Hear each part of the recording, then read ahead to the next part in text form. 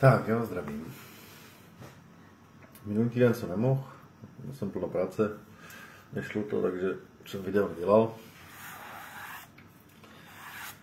A dneska se mi taky jako extra moc nechtělo, ale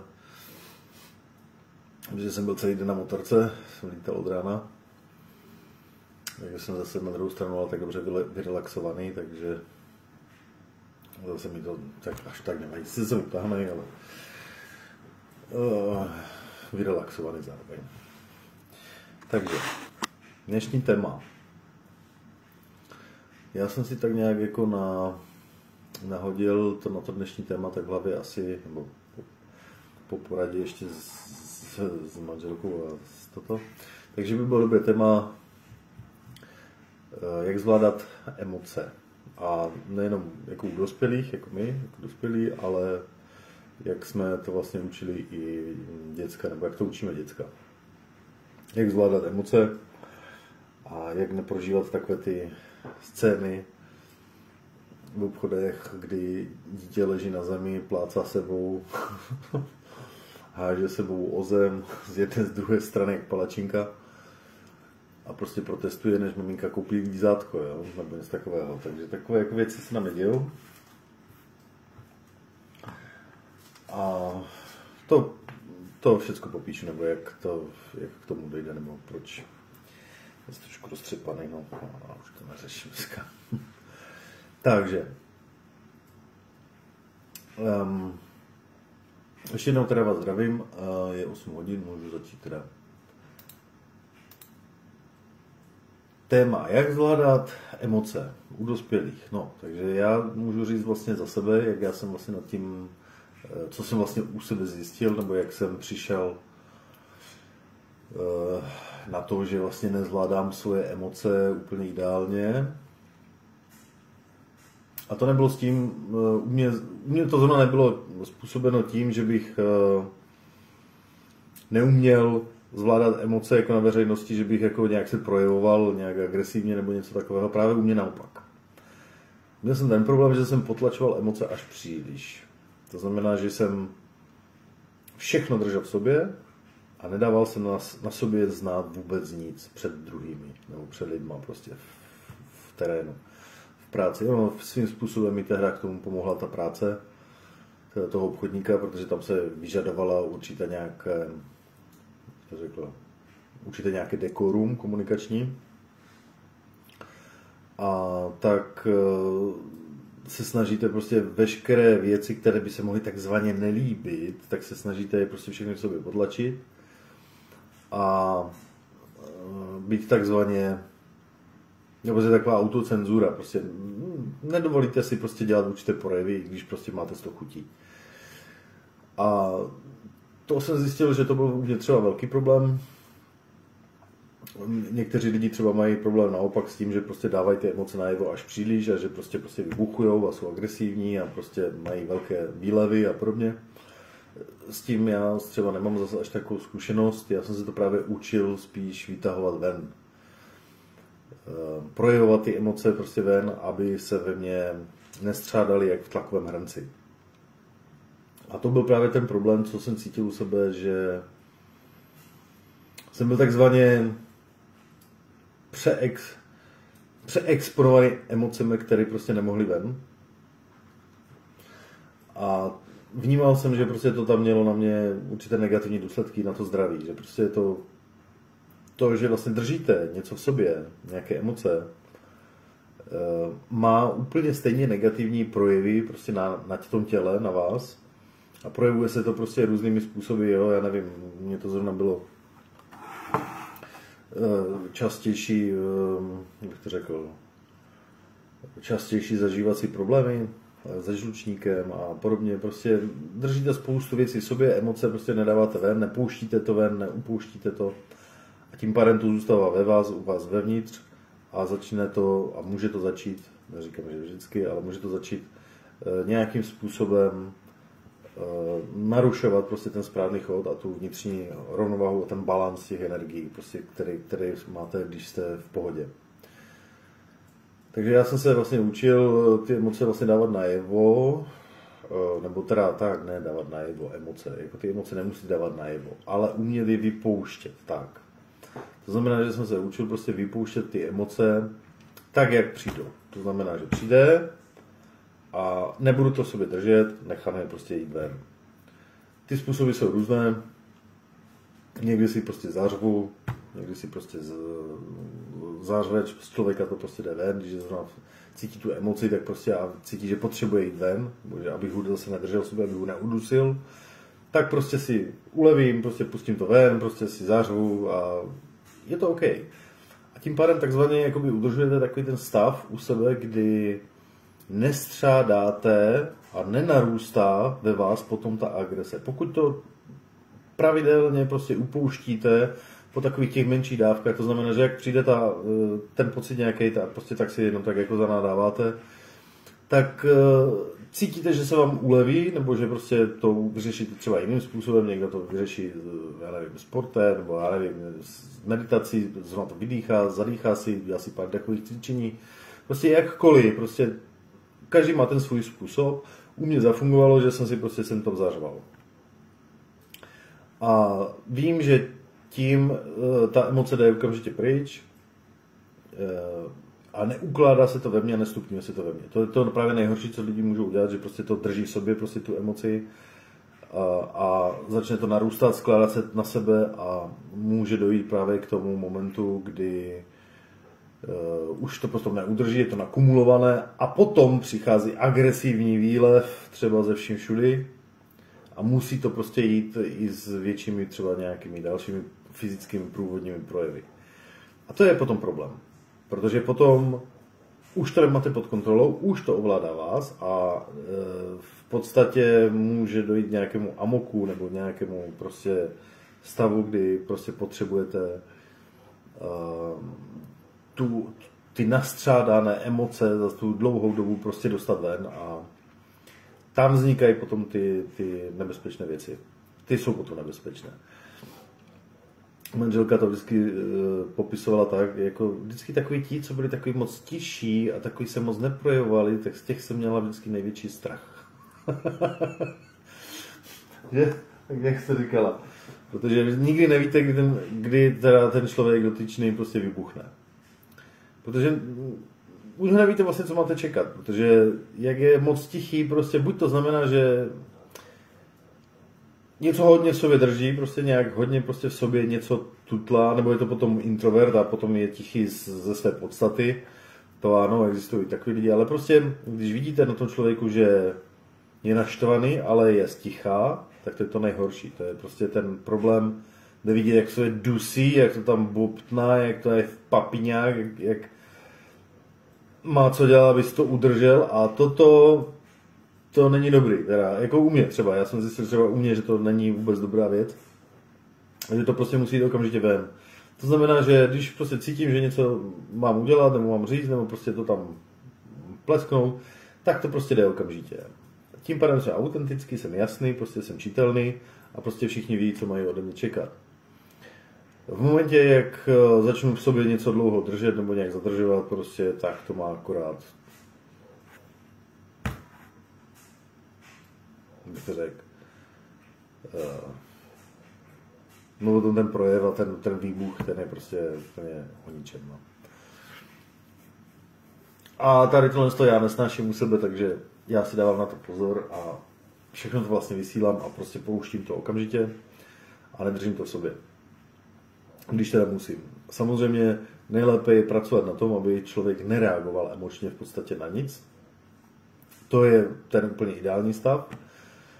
Ale jako samozřejmě jsme lidi, že? Takže jako víte co, tak prostě vždycky se objeví nějaký debil, který vás nasede.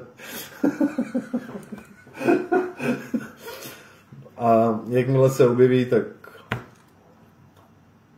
no, já nehodlám držet v sobě, tak to prostě pustím a řeknu, že je debil, no, a hotové. Ať si to vychutná. Ale vím, že já jsem v klidu, jo, když mi to třeba vrátí, nebo něco, nebo toto, já mu řeknu, dobré, jo, fajn, ok, dobré, tak. Ale já v tu chvíli to prostě musí jít ven ze mě a já se prostě s tím nepařu, jo, to znamená, že prostě tak, jak to vnímám, jak to cítím, prostě. Když je to potřeba, tak to jde ze mě ven. Kolikrát i jsem cítil třeba ten pocit, že něco držím v sobě, nebo že něco jsem zadržel v sobě, i když to je třeba jenom nějaká informace, není to nějaký výlev, jo, že byste museli člověku říct prostě, jo, ty jsi debil a ty jsi tamto a prostě mu nadává, to ne. Ale že jste třeba i neřekli a neohradili se vůči třeba nějaké věci, které můžete říct moje slušně, prostě jasně, ale třeba, že vám má, nevím, já nevím, nějakou situaci třeba, nevím, z obchodu nebo od někať. Ježišmarja. No prostě nějaká klasická situace, třeba, nevím, kdy po vás někdo něco chce, počkejte, nějaký příklad najdu. Třeba si chcete koupit, já nevím, cigarety a i když je vidíte v tom regále, tak ona vám řekne, že nejsou. Jo? Třeba, řeknu, to je úplně příklad vymyšlený. A ta prodavačka řekne prostě, nemáme. Já řeknu, a teď prostě máte na výběr, teda buď se ozvete, anebo prostě se otočíte a jdete pryč, že? Ale já prostě se vždycky už ozvu a řeknu, ale já je vidím, máte je tam v regále, tak mi můžete laskavě podat. Jo, a prostě takhle to hned vpálím, hned to prostě naservíru tomu člověku. A buď uslyším takovou tu reakci, jako prostě, aha, já jsem si nevšimla, a dobrý. A nebo mi bude nadále tvrdit, že tam nejsou, no tak pak už to třeba řeším, prostě buď to mám chuť to řešit jinak, nebo jdu jinam. Tak buď mám tu chuť to řešit, tak prostě jdu za nějakým manažerem nebo nějakým prostě člověkem, který to tam má nastavit, nebo který to tam vede. A udělám mu trošku divadlo, anebo prostě v tu chvíli třeba nemám chuť, jdu prostě stejně, vím, že se stavím ještě na benzínku, tak si koupím ty cigarety třeba tam. Jo, takže ale vždycky, jako když už to vnímám a cítím, že tam je potřeba se ohradit nebo něco prostě říct, tak to řeknu prostě, protože když vnímám a cítím, že prostě buď to ze mě, buď to, že dochází k nějaké komunikačnímu prostě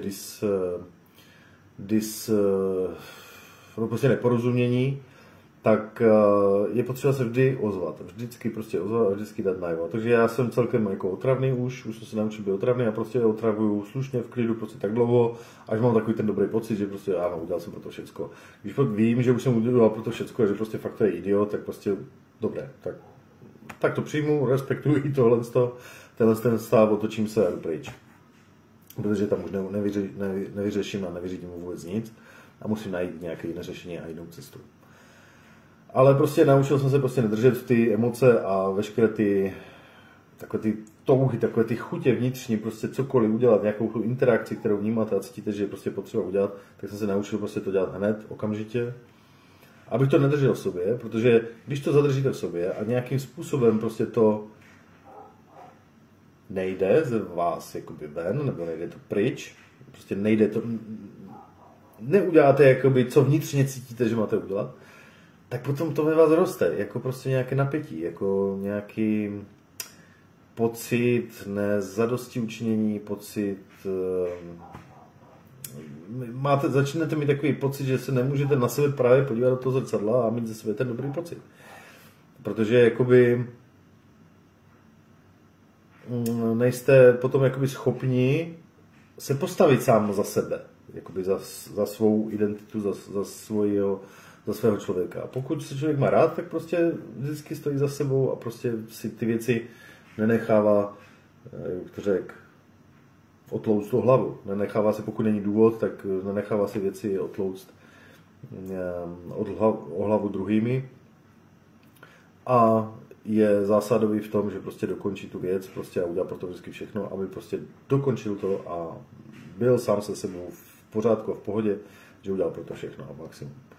Takhle to vnímám. Takže to může být i tato emoce. I toto je v podstatě zvládání emocí, protože buď podlehnete vlastně tomu, jak kdyby tomu vnitřnímu tlaku, jako že prostě to se nedělá, neřeš to a ne to a to se nedělá ve společnosti přece a toto a takovým těm naučeným prostě nesmyslům, prostě, které já neuznávám už dávno, tak potom samozřejmě jste jak kdyby uvěznění prostě v něčem, v nějakých pravidlech a v nějakých prostě společenských jakoby v úvozovkách normách nepsaných, které s váma nějak nesouzní. Prostě cítíte, že prostě jsou na pytel ty normy, že prostě cítíte, že prostě jenom slouží takzvaně jenom některým lidem tyhle ty normy, ale ne vám. A tak musíte vlastně poslechnout toho vnitřního rádce, tento vnitřní svědomí, které vám říká prostě ne, já v určitých chvílích je nehodlám dodržovat.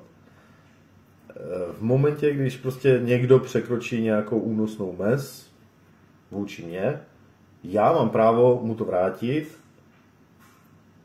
a v podstatě z 10násobit, ze 100násobit. Protože on, ten člověk, který nějakým způsobem vás přivádí do nějakého diskomfortu nebo snaží se vás vlastně manipulovat do nějaké situace, která vám není příjemná, tak je to totožné s útokem, protože je to vlastně duchovní útok na vás. A jako duchovní útok, že vás někdo nějakým způsobem prostě odbývá nebo vás nějakým způsobem přivádí do situace, kdy se necítíte dobře, tak vy se musíte umět postavit sami za sebe a říct si prostě v tu chvíli, on na mě útočí. Je to prostě útok, mám právo se bránit. A v momentě, když máte právo se bránit, nebo teda když se člověk brání, tak má svolení vlastně od toho útočníka, abyste si mohli s ním dělat, co chtěli v tu chvíli. A to je to, co prostě lidi třeba někdy nechápou, že v té obraně, když se bráníte, prostě, protože na vás někdo nějakým způsobem útočí, že si pak můžete dělat, co chcete s tím útočníkem, protože on vám dal vlastně souhlas k tomu, ten útok je souhlas k tomu, abyste si pak mohli s ním udělat, co chtěli. Protože útok je,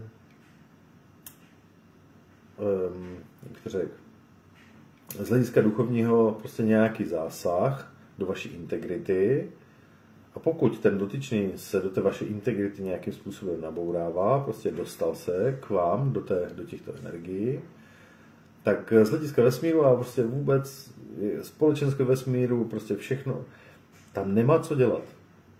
A pokud tam nemá co dělat, vy jako obránce, ten, kdo se brání, máte právo s ním udělat cokoliv. V tu chvíli prostě máte svolení toho vesmíru, aniž byste měli z toho potom nějakou karmu. Jako útočník prostě máte karmu okamžitě. To znamená, že když útočíte na někoho, tak máte karmu okamžitě a vlastně dáváte to svolení tomu, kdo se brání, aby si potom s vámi udělal, co chce. To je vlastně takové nepsané pravidlo, ale prostě za tu dobu, co jak vlastně fungují mezi těma lidma ve té společnosti, tak jsem zjistil, že přesně takhle to funguje. A ti útočníci se učí úplně stejně, jak ti obránci. Prostě ti, co útočí, tak prostě oni jenom ještě neví, co je čeká. Oni ještě neví, že prostě ten, kdo se potom brání, takže si s ním může udělat, co chce. A že v podstatě mu dává takzvaný biankošek na to, jakým způsobem s ním naloží nakonec. A ti, co se bránějí, tak ještě úplně neví, že v tu chvíli, když prostě jsou pod nějakým tím útokem někoho, takže si můžu s ním jako udělat, co chtějí a že v podstatě oni už vlastně vyhráli, že vlastně oni už mají to vítězství v sobě. Už je zakódováno v té situaci tím, že prostě na ně někdo útočil. To je prostě paráda, ale v tu chvíli ten, kdo, na koho je útočeno, tak si to kolikrát ani neuvědomuje, nebo není si schopný to připustit nebo uvědomit, že přesně to je ono. Že to je vlastně ten moment, že prostě už v podstatě vyhrál, že on už mu vlastně dal šanc veškeré svoje karty, takzvaně, a on si s ním teď může udělat, co chce. A má na to plné právo. Z hlediska vesmíru. Ano, z hlediska tady té naší justice a tady o tom se vůbec nebavím. To je prostě teďkom... To je nějaká věc, kterou musíte počítat a musíte do toho zakomponovat nějak, jak to tady funguje, ale z hlediska nějakého prostě fundamentu, jakoby toho duchovního, to funguje prostě úplně jiným způsobem a ta naše justice a s tím spojena a tady ta hraní si na nějakou spravedlnost a zákony.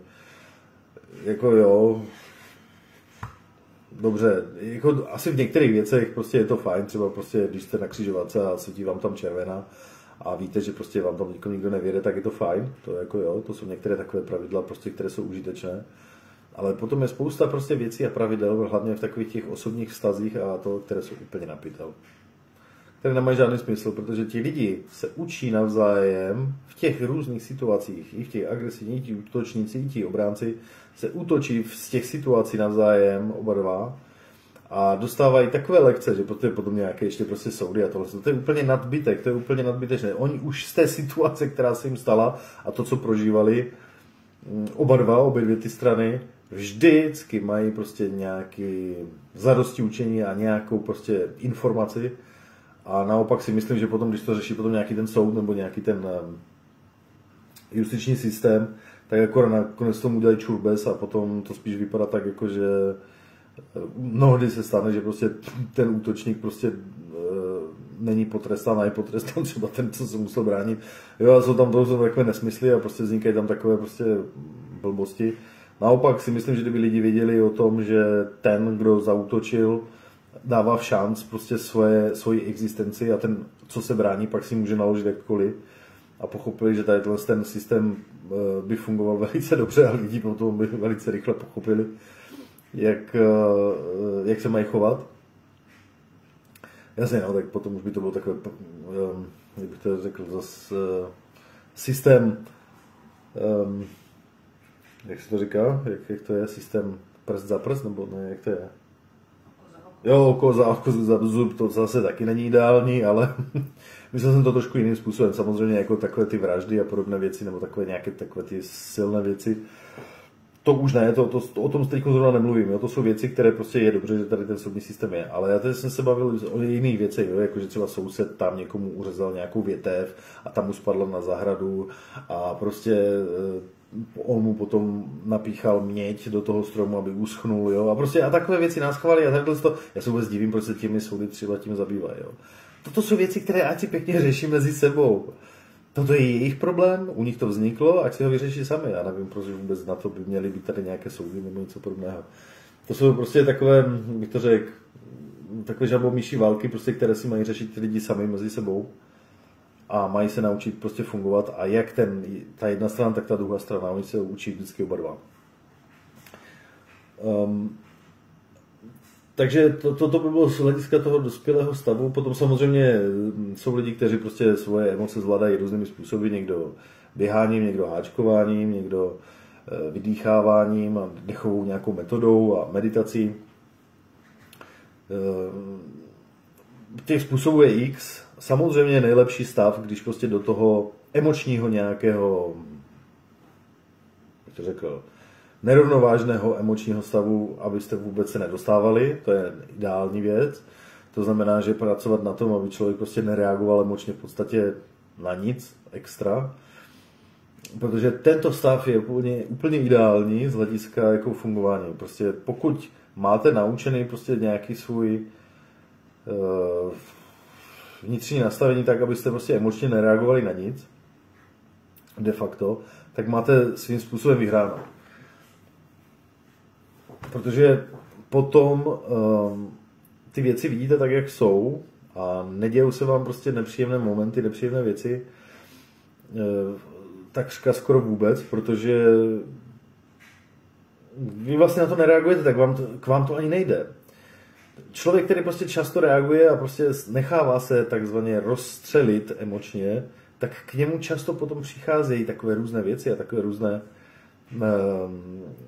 zkoušky do toho života, protože to úplně přitahuje, on to prostě úplně chce, ten vesmír prostě mu to úplně dává a takhle ho prostě testuje prostě a tak pořád na to reaguješ a čím víc na to reaguješ, víš, to není dobrý, takže já ti tady to budu dávat teď tak ve větší míře tady ty situace a budu ti to tam sázet jednu za druhou, ať se naučíš na to nereagovat. Takhle přesně funguje vesmír.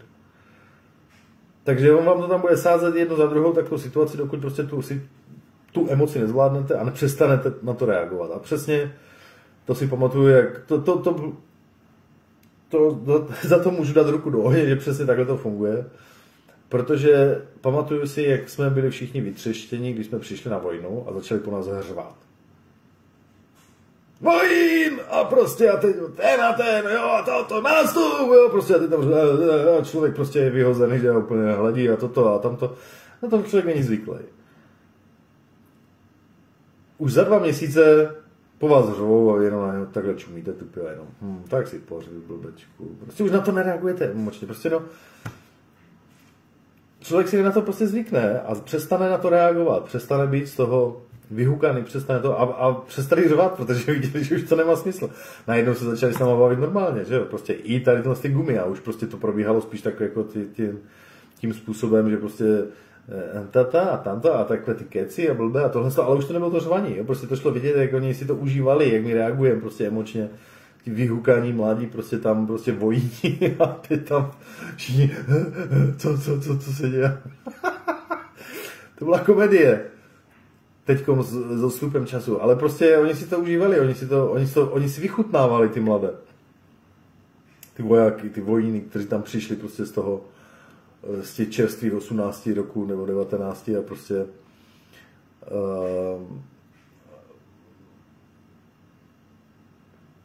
vychutnávali se, smáli se tomu, jak prostě jsme z toho vyhukaní, když trošku zařvou a zvednou hlas. No.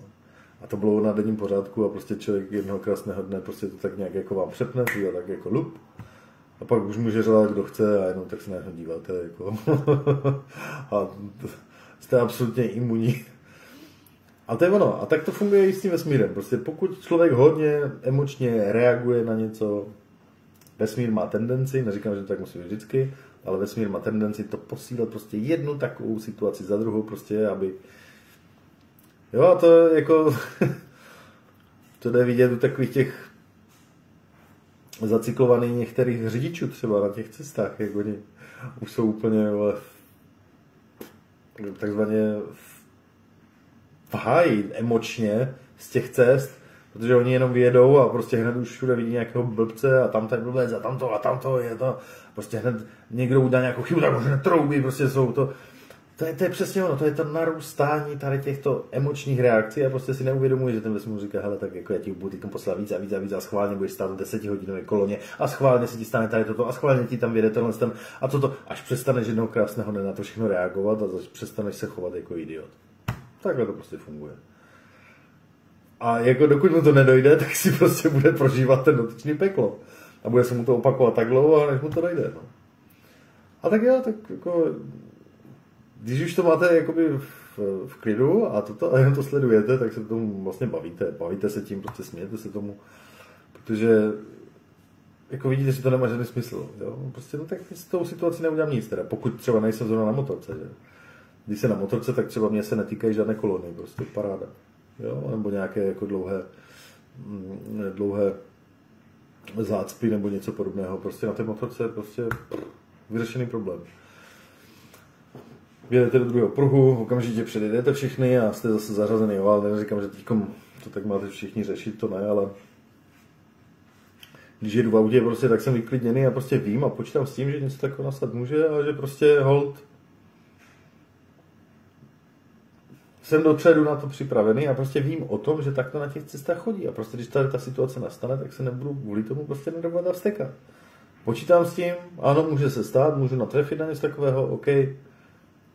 když se stane přirozeně něco takové a ty se to táhne, no tak dobré, no, tak se to táhne, no. Tak pojíždím, sleduju, co je v mobilu, nebo si zapnu rádio, nebo prostě nějakou hudbu, nebo přemýšlím nad něčím a na toto a jenom tak se posouvám a řeším si něco v sobě. A je klid, ale prostě... No, to jsem zase odbočil, dobré. Tak a teďkom, kdybyste měli nějaké dotazy na to, jak třeba na tohle téma, jak řešit ty emoční stavy, tak jako není problém, napište a já když tak upřesním nebo nějakým způsobem zareaguji na ten dotaz nebo něco, co by vás zajímalo. Nevidím teďkom tady nic, aktualizoval jsem, není tu žádný dotaz, takže pokračuju dál. No a teďkom bych to otočil na ty děcka. No, u těch děcek.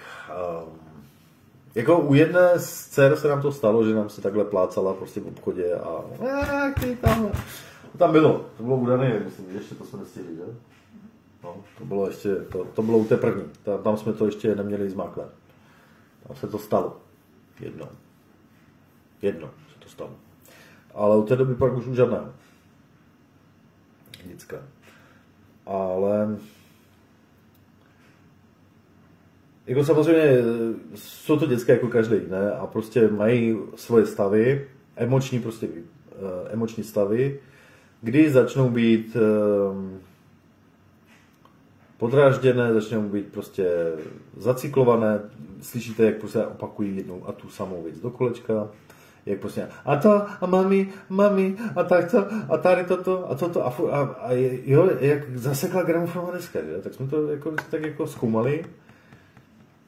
Dívali se na to, jako, a chvilku nám trvalo, než jsme přišli na to, že tam hrají vlastně v podstatě vždycky u tady toho stavu těch děcek jenom vlastně dvě věci.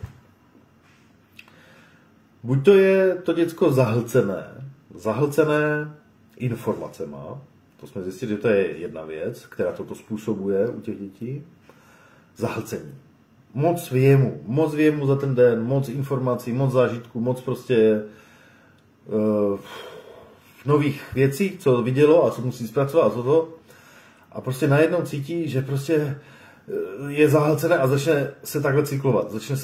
Zacykluje se prostě do nějakého stavu a to děcko prostě začne potom jako vyžadovat nějakou prostě úplně nepochopitelnou věc, jako nerozumíte, co vám vlastně chce říct, ale začne být agresivní, začne být podrážděné, začne být naštvané, pořád něco opakovat do kolečka, prostě vymyslí si nějakou věc a teď mi jakože chce. A vždy to souviselo s tím, že je prostě to děcko buď to teda přesycené informacemi, to znamená, že je zahlcené a má v toho za ten den v hlavě strašnou spoustu, co musí zpracovat, těch věmů a těch informací, které prostě během té doby se stalo. A nebo druhá věc, že je prostě už utahané. Že prostě je už vyčerpané. Nemá dostatek cukru, nebo nevím, mozek prostě už začíná vypínat, začíná být utahané. Už prostě nemůže, potřebuje odpočinek, potřebuje si na chvilku zdřímnout, vyspat se, potřebuje prostě udělat, bych to řekl, takový nějaký energetický prostě restart, potřebuje se zase znovu nabrat energii.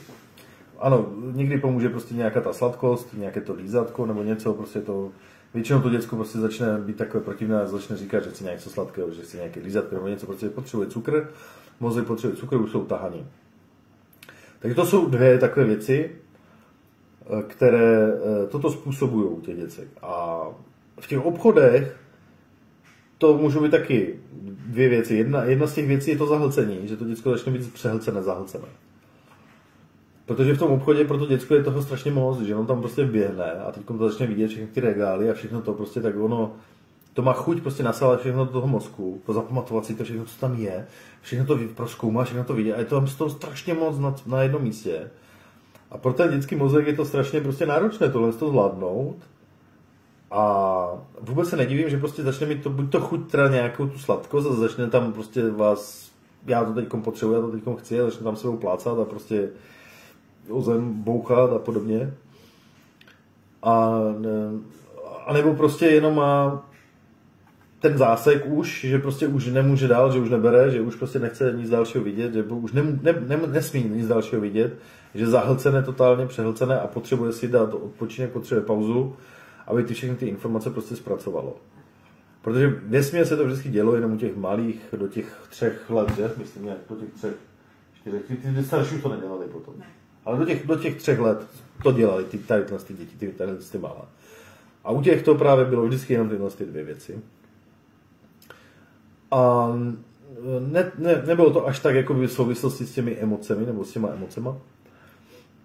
Ale bylo to v podstatě o únavě a přehlcení. A to byly vlastně 2 věci, které jsme si mysleli, že to jsou nějaké emoce nezvládnuté, takže toto jsme potom vlastně vyselektovali, to jsme vlastně zjistili, že toto nemá smysl vlastně vůbec řešit, protože pokud se do toho stavu dostane, tak jsou jenom 2 možné řešení, prostě pryč, dom, spát, hotovo. Nebo rychle nějaký sladkost, cukr nebo něco, prostě ať naskočí, ať prostě zase může fungovat, ale jenom taky dočasný stav a zase rychle dom, odpočinek. Takže toto byly takové věci, ale potom se nám vlastně, potom, to už je ale zase u těch starších, to už je v tom pozdější, to je po těch 3 letech, kdy se začnou vlastně takzvaně prosazovat, začnou mít takovou malou pubertu, to říkáme po těch 3 letech nebo kolem těch 3 roků a začnou mít právě už ty emoce. Začnou se tam objevovat ty emoce, když třeba řeknete, že něco ne, jo, třeba, že hele, tady tohle se teďko ne, jo, toto, buď to po obědě, nebo prostě toto. Vlastně teďko nemám v hlavě nějaký konkrétní příklad, ale teďko začne prostě ječet to děcko, prostě tam už začne ta reakce na to, že jste řekli to ne. To znamená, že nějakým způsobem jste něco zamítli, nebo něco jste řekli, prostě, co se mu nelíbí a začne bojovat v něm právě ten proces, kdy on se cítí prostě nějak jako ukřivděný, nebo prostě začne tam probíhat nějaká ta emoce, ta reakce. A teďkom záleží prostě, jako co to je. Jestli to je něco zásadního, na čem prostě trváte a budete na tom trvat, tak prostě musíte hledat nějaký způsob, jak tu emoci u něho zvládnout, nebo jak tu emoci u něho rozehnat, nebo jak ho naučit, prostě, aby s tou emocí prostě dobře pracovalo. A nebo prostě pokud to není nic jako zásadně, tak to neřešíte, prostě tak mu vyhovíte a prostě neřešíte to dál a prostě ať je klid, že? Ale pokud jsou nějaké zásadnější věci, tak samozřejmě potom musíte vlastně mu to nějakým způsobem vysvětlit a hlavně s ním nějak prostě pracovat. No v tu chvíli prostě takhle. Stalo se nám snad jenom u 2 děcek, které dostali amok, jako takový ten zásek, kdy se prostě emočně úplně dostali do takového stavu, kdy už nereagovali na nic. To jenom Kristián. No.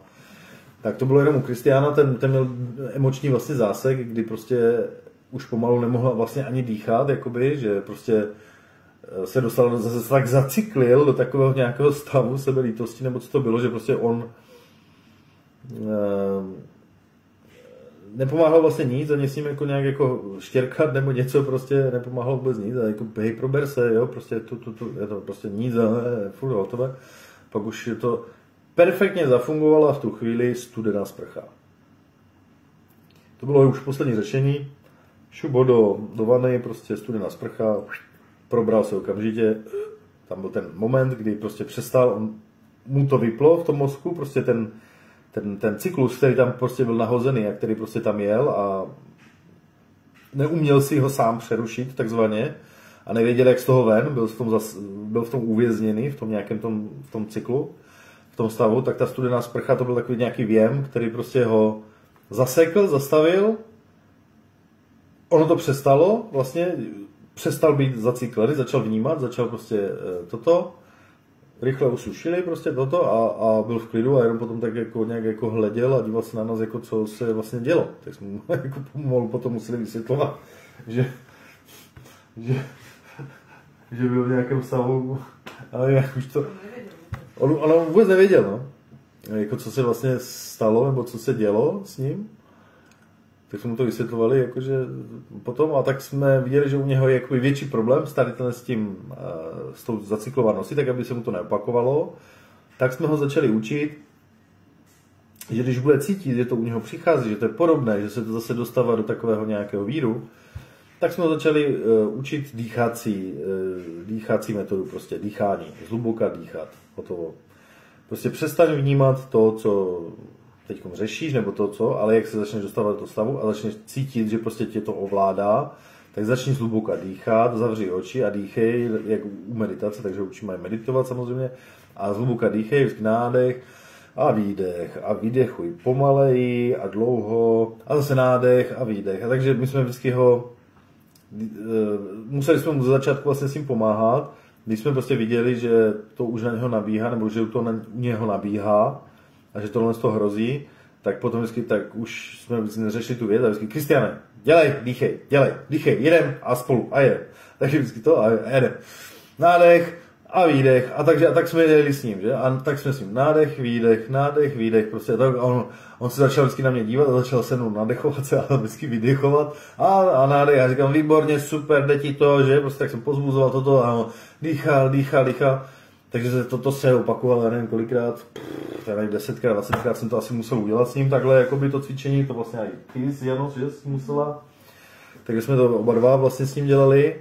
A vlastně on si to tak potom osvojil a teď už to dělal sám a když prostě cítí, že to na něho jde, tak vždycky já se jdu vydýchat.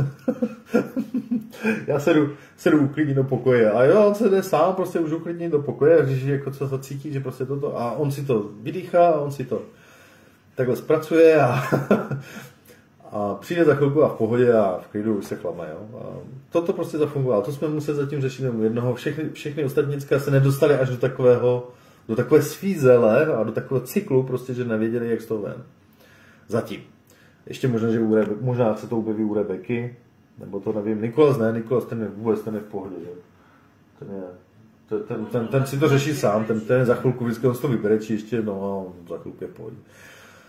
A Rebeka, to je taková herečka, jenom ona si vždycky jen chvilku zabrečí, zařve a toto a za chvilku je klid. Jo. Takže tam je to takové rozdá. Takže toto byl jediný problém, s kterým jsme se tak jakoby setkali u někoho a taky jsme ho vyřešili tím vlastně způsobem, aby zvládal vlastně ty emoce a už si to řeší sám a už si prostě pěkně si to rozdýchá, vydýchá a má vlastně vštípenou takovou techniku, která mu prostě pomáhá třeba to někam posune dál, až bude starší, až prostě bude vědět, že to. Ale má už to naučené, hezky to prostě funguje. Už se vlastně nedostal do takové situace, už se nedostal do nějakého takového zacikleného stavu a už vlastně od té doby to neexistuje, už ten problém. A jemu to vlastně pomohlo, no. Takže vidíme, že to frčí, no. Takže tak, no, a to asi tak všechno, co jsem dneska tak jako asi chtěl říci, co se týče zvládání těch emocí u děcek, tak jako u nás. No, nevím, jestli máte něco vy, nebo nikdo nic, já se ještě aktualizuju, podívám se, jestli tady je nějaký dotaz.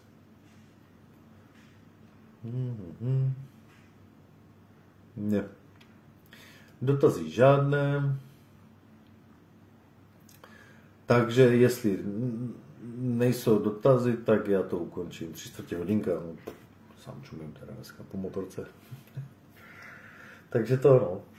Takže já se asi loučím, přátelé, nevidím tady nic, co by mě to nějak drželo tady do toho videa a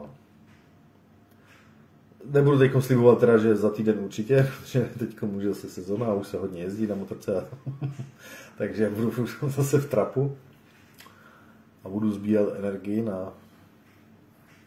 na zimní sezónu, na podzimní a zimní sezónu, takže je možné, že jsem tam nějaký týden tady nebudu a prostě vynechám. Jo. Ale budu se snažit, jako, jo, každou tu sobotu přijít, ale když to nevíde, tak to nevíde. Takže se loučím. Hezký večer.